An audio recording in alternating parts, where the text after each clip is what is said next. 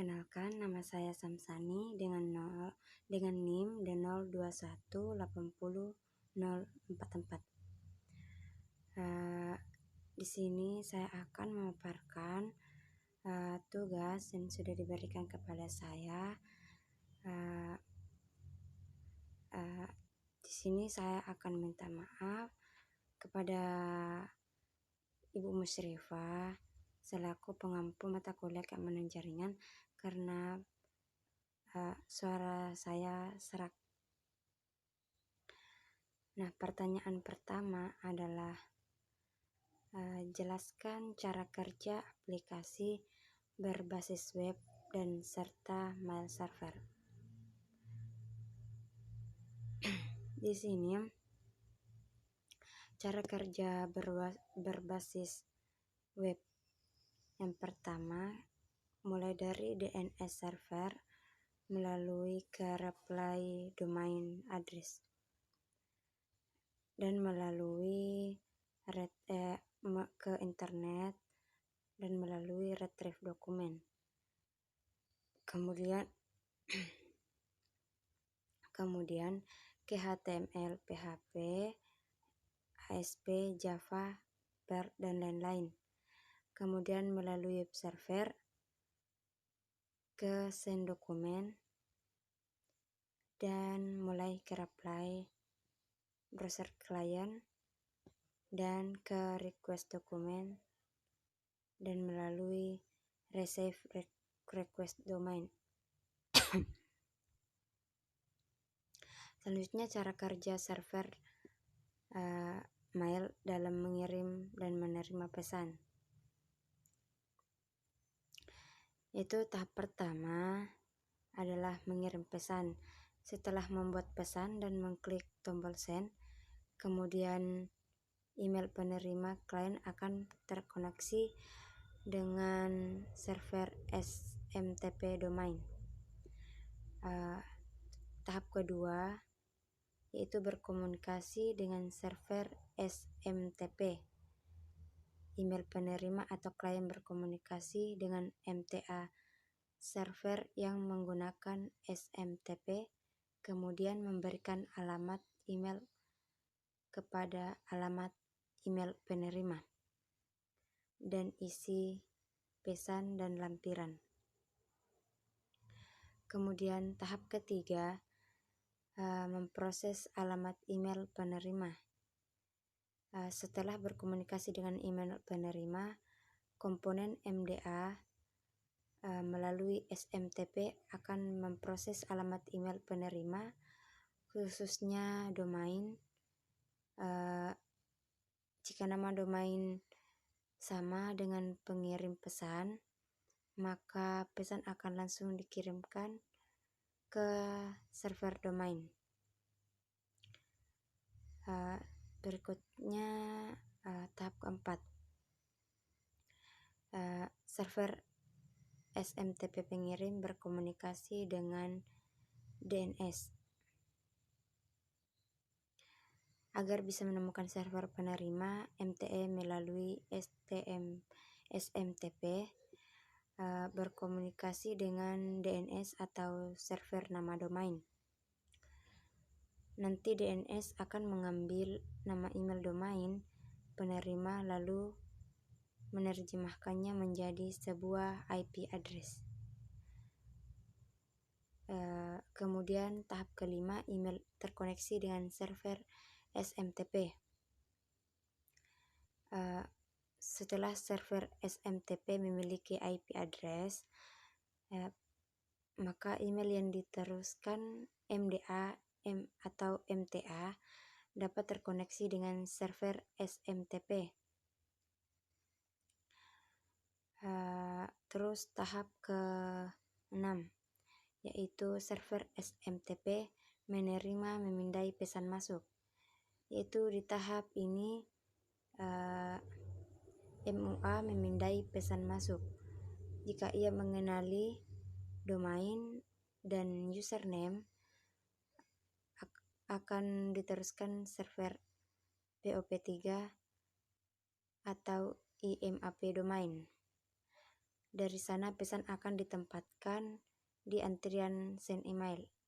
Pesan akan berada di antrian send email sampai email menerima dan mengizinkan untuk diunduh. Terus soal kedua, bagaimana mekanisme pengamanan pada web server dan mail server? Jadi mekanisme pengamanan web server adalah yang pertama adalah pengujian fungsionalitas yang digunakan untuk memeriksa apakah Anda sesuai dengan spesifikasi yang Anda maksudkan serta persyaratan fungsional yang dibuat dalam dokumentasi pengembangan. Yang kedua, usability testing, yaitu pengujian kegunaan telah menjadi bagian penting dari setiap proyek berbasis web. Yaitu ketiga, interface testing, yaitu area yang akan diuji, aplikasi web dan server database. Yaitu keempat, compatibility testing, yaitu situs web yang sama di browser yang berbeda akan ditampilkan secara berbeda. Dan selanjutnya performance testing. Ini akan memastikan situs yang berfungsi di bawah semua beban. Kegiatan pengujian perangkat lunak akan termasuk tetapi tidak terbatas. Selanjutnya security testing, yaitu tes akses tidak sah ke halaman aman tidak boleh diizinkan. File yang dibatasi tidak boleh diunduh tanpa akses yang sesuai. Terus yang terakhir, crowd testing, yang memilih sejumlah besar orang atau kerumunan untuk melakukan tes yang jika akan dieksekusi sekelompok orang di perusahaan. Selanjutnya mekanisme pengamanan pada mail server. Yaitu pastikan selalu menggunakan strong password untuk semua akun.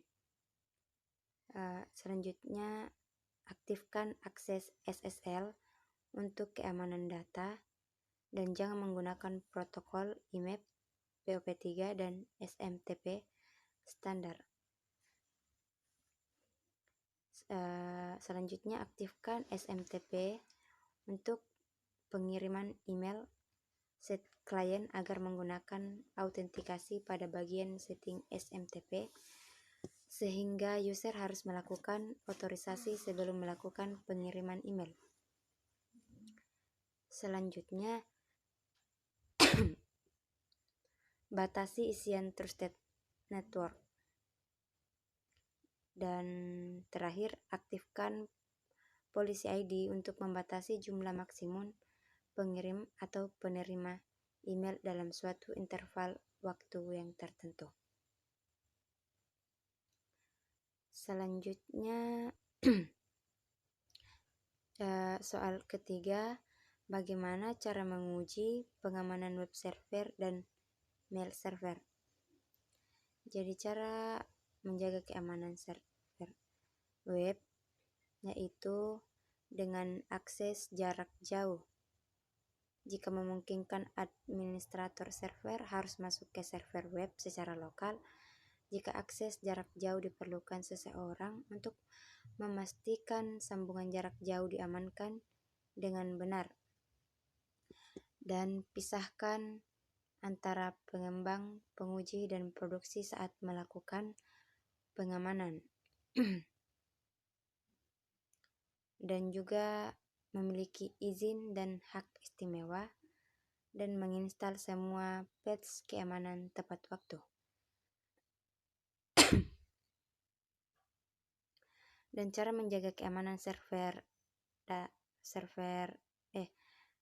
mail server, yaitu panduan pengamanan sistem operasi mail server atau GovScript, Government Computer Security Incident Response Team atau Pusat Monitoring Laporan dan Penanganan Insiden Keamanan Informasi Instansi Pemerintah, Direktorat Keamanan Informasi Kementerian Komunikasi dan Informatika Republik Indonesia.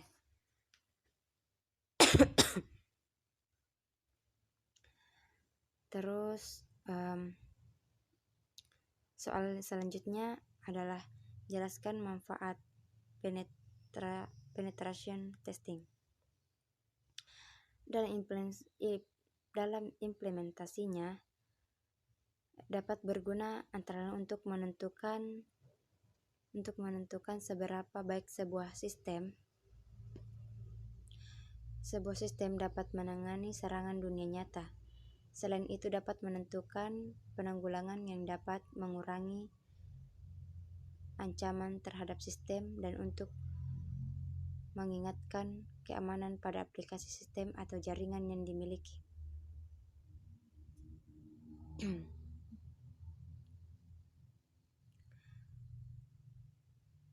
Selanjutnya soal bagaimana langkah-langkah penetration testing. Jadi langkah-langkah penetration test pada aplikasi dengan mengintegrasi Burp Suite ke smartphone atau iOS. Dengan pastikan smartphone dan PC kita ada dalam jaringan yang sama.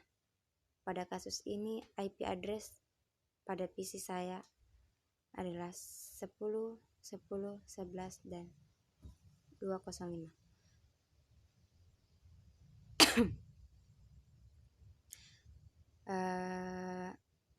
Setelah selesai melakukan konfigurasi, artinya Burp Suite sudah menjadi listener dan siap digunakan sebagai proxy pada smartphone, dan kita dapat mulai untuk melakukan integrasi Burp Suite ke smartphone iOS dengan langkah-langkah di bawah ini.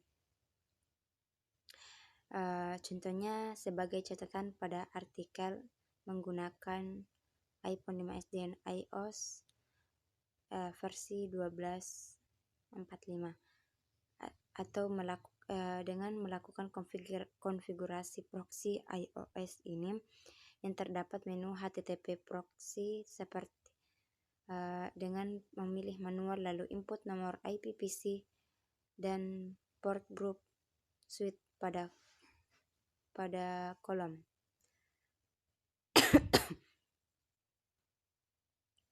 Setelah selesai simpan konfigurasi tersebut, kemudian kita bisa mulai untuk memasang profil sertifikat Burp Suite agar Travis SSL bisa ditangkap oleh proxy Burp Suite dengan smartphone. Kemudian mengklik tombol CA atau sertifikat di pojok kanan halaman website secara otomatis. Setelah memilih allow, selanjutnya kita buka menu setting atau profile download. Selanjutnya kita akan diminta untuk memasukkan passcode serta akan muncul permintaan konfirmasi untuk memasang profil tersebut.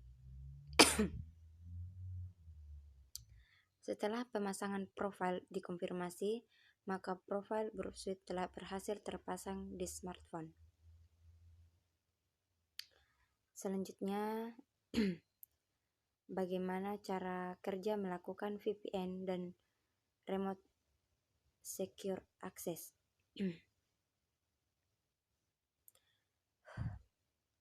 Cara kerja VPN sederhana adalah melakukan enskripsi pertukaran data bahkan sebelum koneksi publik di tempat warung internet yang membaca. Ketika terhubung dengan internet menggunakan koneksi VPN itu seperti mengakses internet menggunakan lorong khusus, tidak menggunakan jaringan utama. Server VPN bertugas untuk meneruskan koneksi Anda situs yang ingin diakses. Jadi koneksi yang digunakan atau yang dilakukan akan dikenal sebagai koneksi dari jaringan server VPN, bukan jaringan yang digunakan pada saat itu. Dan cara kerja remote access.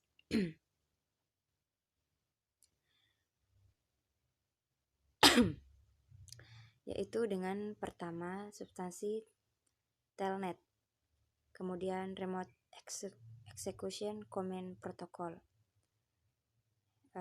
kemudian secure shell atau SSH, dan sejarah SSH, penggunaan SSH, virtual network computing (NVC), dan FNC.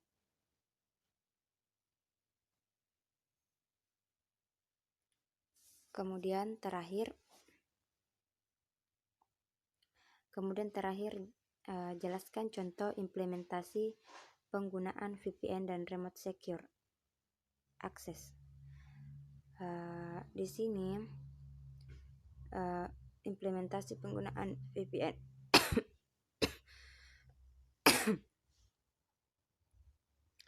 yaitu jenis implementasi VPN ini adalah site-to-site VPN. Implementasi jenis ini menghubungkan antara dua kantor atau lebih yang letaknya berjauhan, baik kantor yang dimiliki perusahaan itu sendiri maupun kantor perusahaan mitra kerja. VPN digunakan untuk menghubungkan suatu perusahaan dengan perusahaan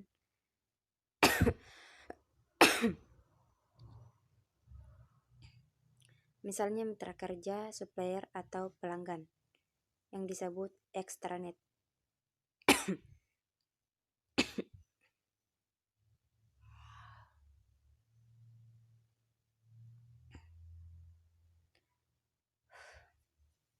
Kemudian contoh implementasi remote secure, yaitu yang mana aplikasi ini terintegrasi pada sistem operasi Windows. Aplikasi ini sudah terinstall secara default dengan aplikasi, maka tidak perlu melakukan penginstalan dan tidak perlu mendownload apapun jika menggunakan aplikasi yang satu ini dengan mendapatkan segala kelebihan yang ditawarkan remote protokol. Hal yang pertama yang harus dilakukan adalah memiliki akun RDP. Baik, itulah tadi pemaparan dari tugas-tugas yang diberikan kepada saya. Kurang lebihnya mohon dimaafkan. Assalamualaikum warahmatullahi wabarakatuh.